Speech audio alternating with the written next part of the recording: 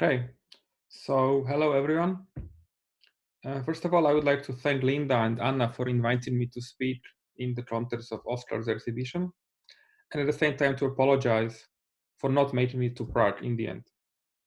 I hope that I can communicate at least something from what I have prepared through this pre-recorded talk. I especially regret not being with you today because I very much appreciate Oskar's critical reflection on urbanism and politics in the neoliberal city, judging from the video on the floor building that I was able to see.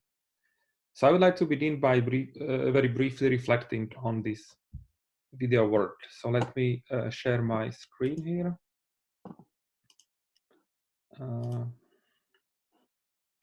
And open my presentation here.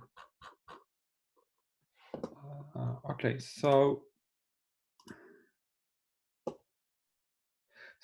first of all, what I would like to, so I would just like to briefly reflect on this video, as I said, which I think provides, which I really liked, and which I think provides really interesting intervention that speaks to the dual nature of real estate capital, which on one hand can be regarded as a subset of financial capital, and is as such abstract and intangible. While on the other hand, real estate capital also manifests in and through urban fabric and architecture design. And I think the video really made a good job in kind of thematizing these two aspects of it. And I especially appreciate how the video stages and challenges the contrast between the construction site and a nearby wasteland. A contrast that I should also say is mediated by the illusion generated by the architectural rendering of the flow building itself. So I have found the video useful in that it speaks to the question of how value and non-value are produced, as well as to the ideological work that aesthetic representations do in the contemporary urban arena. So, but what I would like to do today is to explore how similar questions played out in another speculative real estate development project in Prague some 30 years ago. This is the Dancing House, built,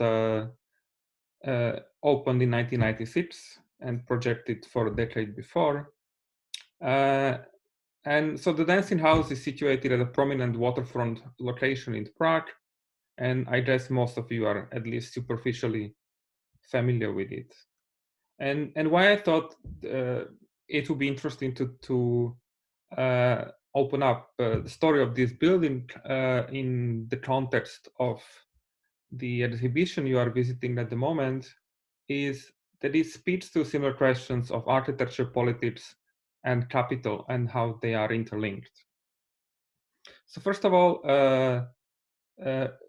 in the case of Dancing House, as much as in the case of the flow building, it's really important to emphasize the role of the international finance and real estate capital, and precisely the kind of interlinking between real estate and finance. Secondly, there's also a kind of superficial emphasis on fluidity and flux, and further we can note how an aesthetic of fluidity is intrinsic to value appreciation, of real estate value appreciation, but also how the form itself does the ideological work of mystifying the structures of capitalist political economy and relations of power. So that said, I am no expert on real estate capital. Rather, my work has focused on the entanglements of architecture and urbanism with that of capital, and especially on apolitical tendencies within these fields. So before I begin, I want to give you a broader context how I arrived at these questions and this particular case study. So I've been working on late socialist architecture in Czechoslovakia, mostly focused on the 1970s and the 1980s, and in particular on focusing on the question of how postmodernism arrived and how it was received in Czechoslovakia in this period. And I have traced how socialist mass housing came to be criticized. First, how the treatise focused on structural issues of housing complexes and the absence of public space, and how later it transformed so as to reject the very idea of mass or public housing as such. So simply put, the question I traced, or the question I've been interested to explore and I traced, is how architects became anti-socialists and how they came to accept the neoliberal condition as commonsensical, if not even to gleefully embrace it. And just as a caveat, this is I'm not saying that all architects thought like this, but I'm trying to trace certain tendency. And by this I mean that it has been generally accepted among architects that land, housing, and architectural labor are market commodities, and that it is natural that there is a competition and consequently inequalities in land, housing, and architectural labor markets. And of course, I can't give you the full story here, which has been presented in these two publications and other places. So I invite you to read that as well. So of course I can't give you the full story here, which is not as linear as it might appear from this short summary. And so the story of architecture being co-opted by neoliberal capitalism is of course widely known and discussed. So for example, here we have Philip Johnson embracing a model of his AT&T building at the cover of a 1979 issue of Time magazine. But the links between architecture and what I call post-socialism haven't been properly addressed, I think. And I'm getting at the question of how the idea of free market economy has been normalized within the field of architecture and urban design. And so, just to give you as an example a quote, so this is a quote from 1989 by Jan Michel, who is a Czech designer, migrated to Norway later, and it's interesting that he was one of the first translator of certain key texts by postmodern theorists such as Charles James, and so here is a quote from his from an essay he wrote in 1989. So, and he says that, I quote, "The point of the design effort is clearly to show that consumers are not equal to each other. The emphasis was in the original. The rationale of design," he argues, "is to make social distinctions manifest." And another quote from the same essay, I quote, "The idea of social equality and the idea of design excellence are in fact mutually exclusive," end of quote. So this is a Czech designer and architect writing in 1989. And to explore this further, I want to turn to the dissident and the first president of post-socialist Czechoslovakia, Václav Havel, and very soon you will understand why it links to my case study. So then, just to give you a couple of quotes by Havel from around 1990, and I promise these are the last quotes that you will see in my presentation. But I think they nicely frame my argument. So I'd like to share them with you. So in his first address, in his first televised address to the nation in 1990, Havel described socialism as, I quote, "a monstrously huge, noisy, and stinking machine whose real meaning was not clear to anyone," end of quote. In that same speech, Havel also describes how he flew over Petržalka, which is the largest mass housing neighborhood in Bratislava, and how when he saw it, he thought about it as and then I quote, "a contaminated moral environment." Yeah? So for him, mass housing neighborhoods were contaminated moral environment, end of quote. And the last quote, which I think is interesting, is slightly different, but then it puts all this in a very interesting perspective, is from his 1991 collection of essays called Summer Meditations, where he writes that, I quote, "The market economy is as natural to me as the air." And that, he continues, "It is the system that best corresponds to human nature," end of quote. So this is Havel in 1991. And I think these propositions, or not really propositions, these statements rather, need to be situated in the context of Havel's famous concept of anti-political politics, or sometimes also translated as non-political politics, which he formulated in the 1970s, or over the 1970s. Back then, he formulated them, or this concept, to advance a dissident form of politics focused on transcending what he saw as the state socialist ideology, with a reference to a form of life that he saw and thought was more natural or aligned with human nature. And what I am suggesting, and this provides a link then with the case study, is that the concept of anti-political politics cannot be disentangled from the normalization of neoliberalism in the 1990s. The idea that the goal of politics is to advance values that are not political but natural is, of course, also the central tenet of neoliberalism. And so neoliberalism is, as I understand it, not the free market rule, but a form of politics, precisely. So it is a form of politics aimed at insulating market rule from democratic oversight. And here I draw on, and I very much recommend some recent work by scholars such as Quinn Slobodian and, to a certain extent, Wendy Brown, who have elaborated a very similar theory and history of neoliberalism. And so Havel provides a useful link to the case study, because it was actually he who initiated the project of the dancing house. So let me now turn to the case study. And I'll just begin by giving a few coordinates to the story.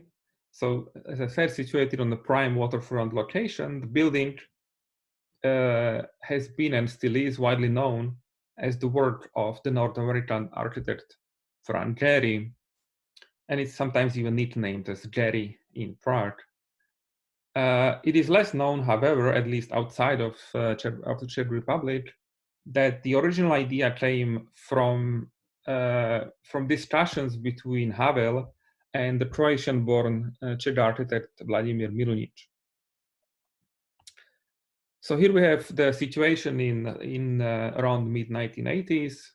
There's the empty plot here, the future site of the dancing house. The site itself was developed during the first years of the 20th century, and the site of the building that was on the site, then the apartment building here, was bombed during the war, and then stood empty since. Now, let me introduce the main protagonists and their contributions to the project. So as I said, Havel is one of them, and actually Havel lived in the adjoining apartment house, which is this one, and the house itself was built by his grandfather, who was a prominent developer in early 20th century. So in 1986, Havel asked Milunic, who lived in the same building, to redesign his home. So I think Havel lived on the top floor here, if I'm right, and Milunic lived in the same building. So Milunic, as I said, is another protagonist of the story, and then here they are together over the dancing house plans, and this is Milonich's project for Havel's for the redesign of Havel's apartment, but that's not really important here. So Milonich belonged in the 1980s to a group of architects interested in postmodernism, and he worked on public facilities such as retirement homes, and later also built a palace of culture, and which is interesting because precisely in as Milonich and Havel were discussing the redesign of Havel's apartment, Havel also raised with Milonich the idea of developing the empty site, and his idea for the program was precisely a palace of culture, which I think needs to be understood as a kind of riff on this familiar socialist building typology, right? So all across Czechoslovakia, but all across the kind of entire former East and the Soviet Union, you had hundreds of so-called palaces of culture, right? So for Havel as a dissident, this was kind of riff on this family building typology, and a kind of building that would wrest culture from state socialist connotations. So the project would also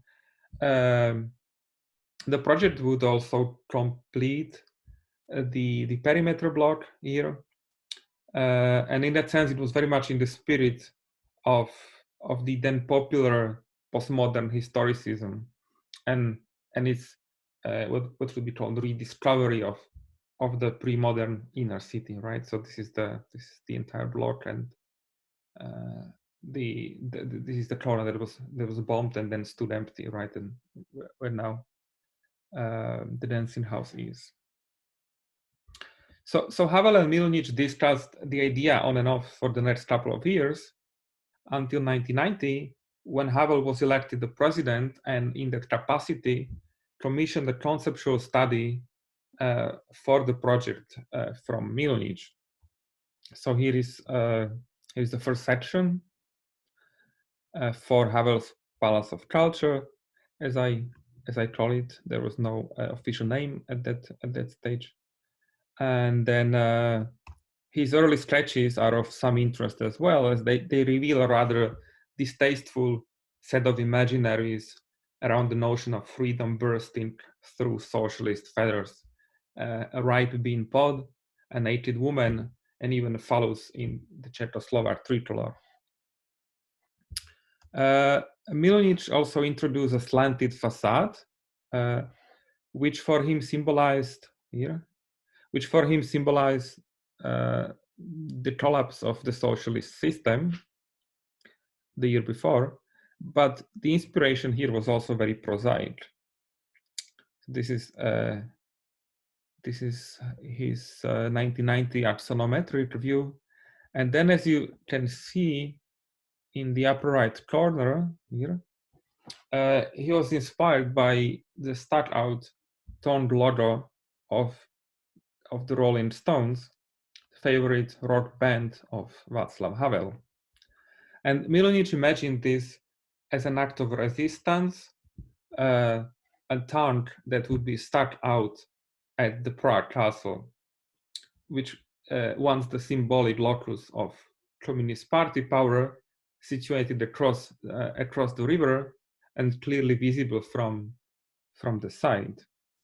However, this metaphor was ill-conceived, not only because by 1990 the castle itself was the administrative seat of Havel himself, but also because Havel himself hosted in its premises, in the castle premises, in the summer of that very year, none other than the Rolling Stones themselves. Now, next, let's turn to a very interesting and important twist in the story. So in 1991, these illusions, as we can call them, these illusions of Havel and Milonich, came against the new reality of capital markets when the Dutch financial group ING purchased the plot, resulting from a merger between an insurance group, Nationale Nederlanden, and AMB Bank that same year. ING turned to the former East and specifically to its real estate as a source for an untapped financial value. So ING real estate is therefore another key, perhaps the key protagonist in the story, one that is hardly ever mentioned in countless stories about this building. And when it is mentioned only to celebrate its contribution to advancing bold and experimental architecture, right? So perhaps the only detailed study on the project, which is edited by Irene Fialova and actually financed by ING, which is also ironic, I think published 2003 or something like that, both in Czech and in English, even reproduces what seems almost like a series of love letters between Frank Gehry and the investor, full of sexist remarks and gender stereotypes. So here our attention must shift from the Milovic-Havel romance to what we can call, or what we can see as a kind of consummation of that romance by ING and Gehry.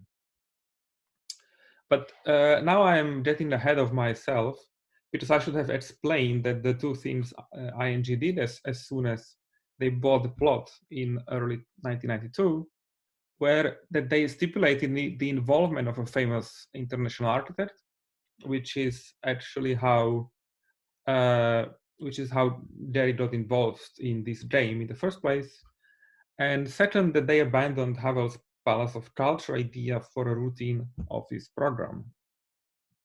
And so as soon as Gehry got involved in the project, he put a kind of Hollywood twist on Milonic's already gendered fantasies, and taking the dance couple Ginger Rogers and Fred Astaire as a concept for the building. And I think this story has been told like 1,000, if not a million times.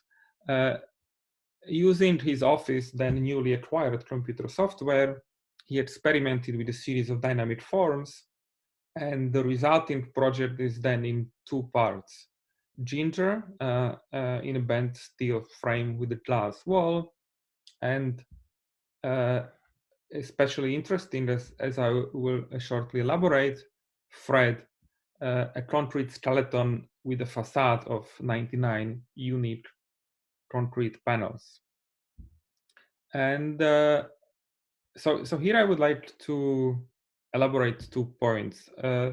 First, perhaps less interesting or important, but nonetheless, it might be of some interest that the dancing house was the first architectural project by Gehry, for which working drawings, or like hand drawn sketches, were actually replaced by a 3D computer model.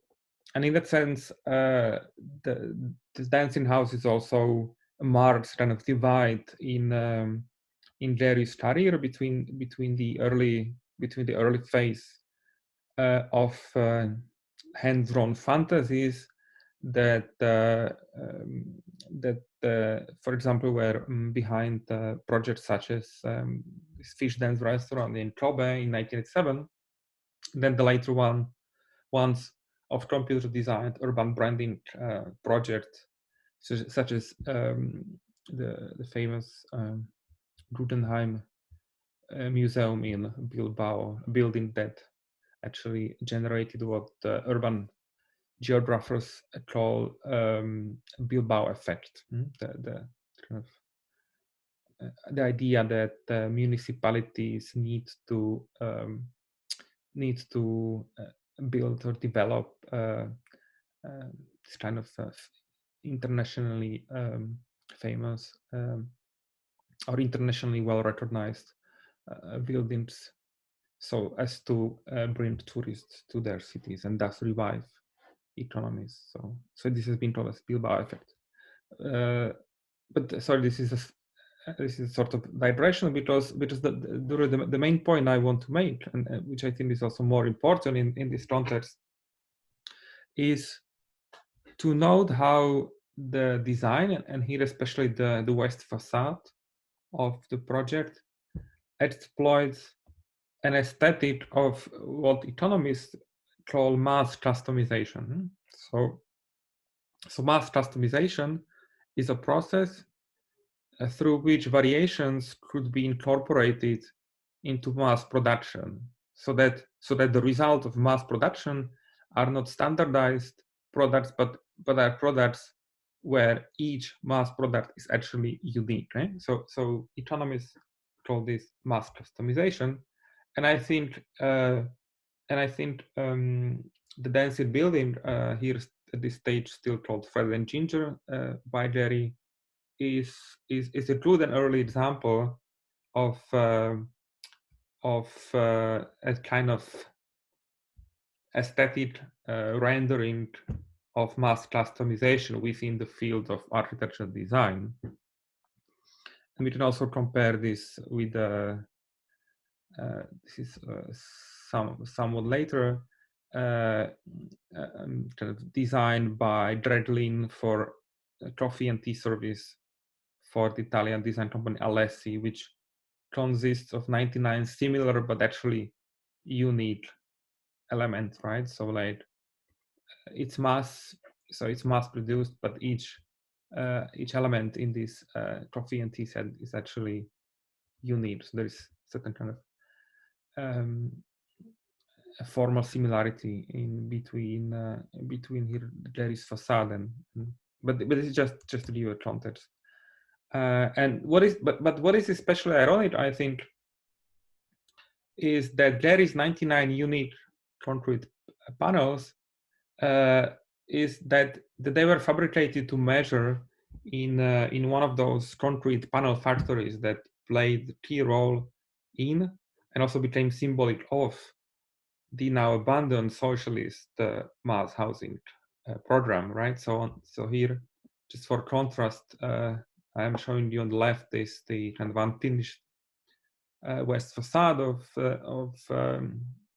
the dancing house, and here one of the kind of instantly recognizable facade of a mass housing project, a state socialist mass housing project, actually using, and both are made of these precast concrete panels produced in more or less the kind of same similar setting. And so, as I said, what I want to emphasize is as especially ironic is that there is facade has been kind of fabricated in the same or in a similar kind of concrete panel factory that played a key role in the now abandoned socialist mass housing program. But what is still ironic, or like another point of irony I see here, is that in fact these panels were not mass produced, but they were like produced individually, one by one.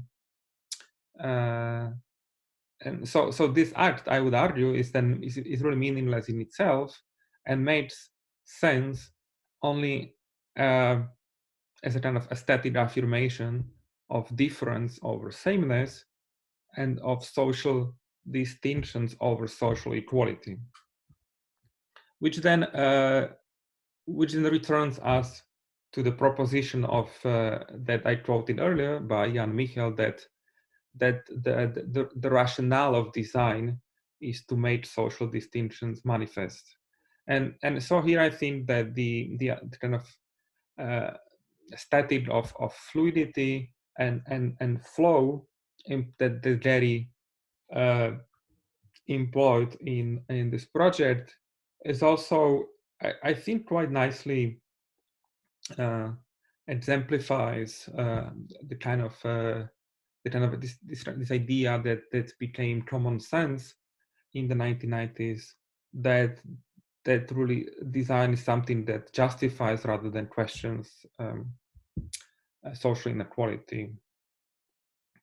And so to conclude this case study, I want to suggest that that there is focus on formal experiments should be situated in the context of the ING's decision to abandon the House of Culture idea for a routine office program. So I guess in the end, my point could be put as follows. This case study, I think, illustrates how architecture is intrinsic to the reproduction of financial capital, as much as how it does the ideological work of legitimizing the power of financial capital over urban change. And here the ideological work of architecture and architecture design extends to the way in which the debate among architects, urbanists, and the broader public has been focused exclusively on the form, which some like and others dislike, but that's not really relevant, I think, and how that focus on the form of this building eclipses broader questions on the politics of urban change after the building opened in 1996. Okay, so and here let me conclude this talk by first once again apologizing for not being able to be with you there tonight, and not really summarizing, but then maybe repeating that or stressing that that what I have been getting at in this lecture might sound rather obvious, that urban space needs to be addressed not only at the level of design, but also those of political economy and power. However, I think it's especially important to make this point again and again in the post-socialist context, where the absence of alternatives to neoliberal urbanism and of debates about these alternatives is especially striking. I'm not suggesting that people are not critical of speculative developers or that there are no visions for alternative urbanism. What I'm suggesting is that these critiques and alternatives have been usually seen through the binary lens of good versus bad developers, where the good ones are those who respect context, who provide for public space, and maybe do a bit of affordable housing. But I think that this is not enough, and that it is urgent to develop forms of critical theory and political practice that challenge and that question and also challenge the power of real estate capital as such. And of course, as we have seen, and I hope that I have communicated, but I think this is fairly obvious today, is that real estate capital is inextricable from finance capital, right? So in the end, I think the critical debate on urban change ought not to be just about making cities more livable, but also about how to decommodify and definancialize the very production of urban space. And here again, this is my last slide. So finally, I would like to direct your attention to a discussion that has been recently published and where I further elaborate on these ideas. So this is an interview that Linda did with me, and so maybe Linda can say more about that. I believe she is there with you now. So once again, sorry that I am not with you tonight, but have a great evening, and thank you very much.